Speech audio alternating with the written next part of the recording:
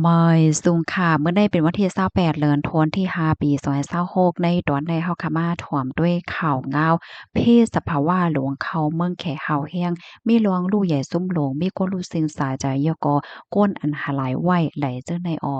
สายงายเงาลายเพศสภาวะอันเข้าที่ในเมืองแขเนี่ยได้ก็ได้เรียกว่าเป็นแห้งไว้เป็นมาจะมือวงวางที่ป่นมาห่านต่อถึงพ่องยามมื้อเหลียวมีหลวงลู่ใหญ่ซุ่มนำ ละลายปื้นตีอำว่าได้เป็นเมืองแขปอดตอนกลางปอดตอนใต้และปอดเจิงจ้านวันตกไหลเจ้าในค่ะลวงตั้งลายโหย้อยย้ำเงาหงะอันเฮ็ดให้เป็นเพศสภาวะหลวงปอกำในเป็นจังหือในเฮาค่ะมารับถ่อมด้วยกว่าค่ะเนาะตอนที่หนึ่งค่ะเงาหงะลวงตั้งอันเฮ็ดให้ฝนหลงตกเฮียงเต๊ะๆวาวาได้ที่กอในตั้งฝ่ายฟิงฟ้าราศีเมืองแขเขาลาดว่ามันเป็นย้อนก็เปว่าสายฝนในค่ะนะมันลุกมาตีดัง อ่าวแบงกอลปางลายแขไตและดังสมุทราแปซิฟิกในออกตอนที่สองค่ะปื้นดีอัญญาเพศนำโทมและไล่หับลวงลู่ลวงซุ่มค่ะเนาะไล่ฮู้ว่าสายงายเงาลายฝนหลงนำเฮียงในปอกกับในขาพัดเขาแปดเว้งหลงที่ในเมืองแขอำว่าได้เป็นเว้งหลงเจงชีโหนานโหเป่ยกุ้ยโจกวางสีกวางตุ้ง อานฮุยและไหล้ำไหลเจิ้งในคาอออันตึกเป็นอยู่พ่องย่ามเมอเหลียวได้ที่กอในเป็นตีฉงชิ่งค่ะ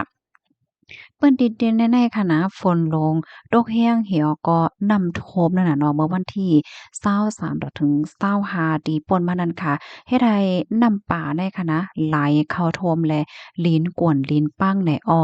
เลยฮู้ว่ามีคนรู้สึงสาใจกว่ายาวเก่าก่อและอันหาหลายนั้นมีเถียง11เกาะว่าเฮ็ดจังไหนค่ะมื้อเหลียวในตั้งฝ่ายภูมิพลพรเขาเนี่ยก็เข้าใจเข้าจอยเทียมก้นตีอัญญาเพศเนี่ยค่ะ ไล่ฮู้ว่าก้นอันรู้สึงสาใจกว่าเพราะว่ามันนับโคมกันทั้งหมดปัดปื้นโตเมืองในมีอำแต้มเลอสี20ถึง30ก่อยาวเฮ็ดจังเนี้ยค่ะปยอก็มีก้นที่อันตึกหาหลายไว้ในเทียงตั้งนำตั้งหลายในออกกำในเฮาคำว่าด้วยโครงสร้างปื้นฐานอันในลูกก้อยกว่าค่ะอิงเนอฝนตกแห้งน้ำทมน้ำนองน้ำอันลงมาที่แม่น้ำละลายทรายที่อันนองโล้นฝั่งเหี่ยวกอ ไหลเข้าโทมปื้นตีก้นวันก้นเมืองอยู่เศร้าค่ะพาดเอาโลดกาเนี่ยไหลลวงกว่าจอมนำค่ะเส้นตาสายตั้งบางตีเนี่ยก็ขาดกว่าค่ะอันเป็นไฟฟ้าเนี่ยก็ลับหมวดกว้างๆขวางๆโฮงเฮียนแหล่ปื้นตีนาการตางานว่าสังว่าเฮ็ดจังไหนก็ไล่กึดย่างโจข้าวเฮ็ดจังไหนออและดังฝ่ายหลวงปอจึงเขาเนี่ยก็ไล่สั่งให้ก้นวันก้นเมืองอันอยู่ในปื้นตีอันจังเป็นเพศเนี่ยหลายหมื่นก็ เงิ่งอยู่ดีหลอดเพเฮ็ดจังไหนอ้อกำแนวคำว่าด้วยเทียงตอนที่3ลวงหับมือของหลวงปองจึงค่ะอยู่ดีหลวงปองจึงเนี่ยก็ไล่จัดการเงินตื้นคึกคักใน1ปาก50ล้านหยวนเตตกเงินดอลลาร์ก็22ล้านดอลลาร์อเมริกันค่ะเปิดตาส่งลงปืนตีเสียวก็จอยเทียมปันก้นหวานก้นเมืองจื้ออันหบทบยาเพอยู่นั่นเฮ็ดจังไหนอ้อม อิงเนอร์เพศสภาวะในปอกำในเหี่ยวก็อยู่ดีฝ่ายฟิงฟ้าราศีเมืองแขได้ก็คาล่ำว่าฝนแน่แต่ยังตึกเตมีไว้อยู่ดีตั้งปอตอนแม่น้ำแย่งชีเนี่ยเนาะตั้งปอตอนกลางแล้วก็ตั้งปอตอนใต้เฮ็ดจังไหนออกก็เปิ้นนั้นแลพี่น้องเฮาเขาจื้ออันอยู่ไว้ขิมจำแม่น้ำและจังไหนก็ให้ไลติดตามถ่อมข่าวเงาอยู่ตาเสยก็ฟังสติกันพองเฮ็ดจังไหนออกมันปองว่ายังตึกมีตื้อทางว่าฝนตกน้ำท่วม จึงในไว้อยู่ในค่ะออข้อมูลตอนในคาลิปีมาที่ห้องการข่าววอฟอรัมต่างไว้ในออกพี่น้องค่ะถอมข่าวงาโคแนวหันเทินจึงหือพวงค่ะเนาะเพนำลงในเขาโลดกาดัดได้เลย1ลำในกลมงายค่ะเนาะรองไหลกว่าจ้อมนำได้เอาโลเว้ยเนาะลูกดีข่าวเงาโหนได้สิแลกำในเฮาค่ะมารับถอมด้วยข่าวเงาเที่ยงตอนหนึ่งค่ะข่าวเงาโหนในก็เตเลยว่าเป็นข่าวเงาที่อัน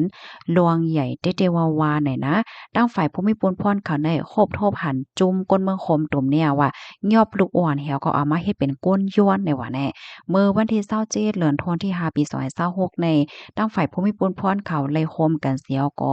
ติ้งยอบกุมโตก้นไหล3ก่อค่ะก่อที่1เนี่ยชื่อห้องว่านางสาวโซโซว่ะ ก็ที่2ซ้ำเป็นนางสาวนินิวินและก็ที่3ซ้ำเป็นนายโอเซเนี่ยเนาะทั้งหมดเนี่ยเป็นก้นเมืองโคมตุมในที่เงียบก้มโตไลตีนาฮองคาตีหนึ่งหมายฮอง53แขวงโสนหลงเขตโสนหลวงเมืองเกาะกรุงเทพจึงไทยเนี่ยค่ะเลยต้องไล่ถามสิเนี่ยเจ้าหน้าที่เขาเนี่ยก็สืบคู่มาตีเมื่อวันตั้งในครบรอบหันลูกหวานใจายอายุเลย6 ขวบค่ะถุงหญ้าเปิ้นเฮ็ดดีถึงดีเขียนในซัมปอฮักนะกำนันเปิ้นเนี่ยก็เลยเข้าจอยเถียมลูกหวานก็นั่นสิเลยกำนันก็เปิ้นก็เลยต้องเลยถามสิเลยฮู้ว่านางสาวโซและนางสาวนิวินและตั้งอูเจเนี่ยเป็นก้นลุ่มลาด้วยถึงลูกหวานย่อก็เป็นก้นดีเฮ็ดดีลูกหวานเฮ็ดจังเนี้ยค่ะอันจื้อเขานั่นค่ะนะก็สิเอาลูกหวานในกว่าเฮ็ดเป็นก้นย้อนห้า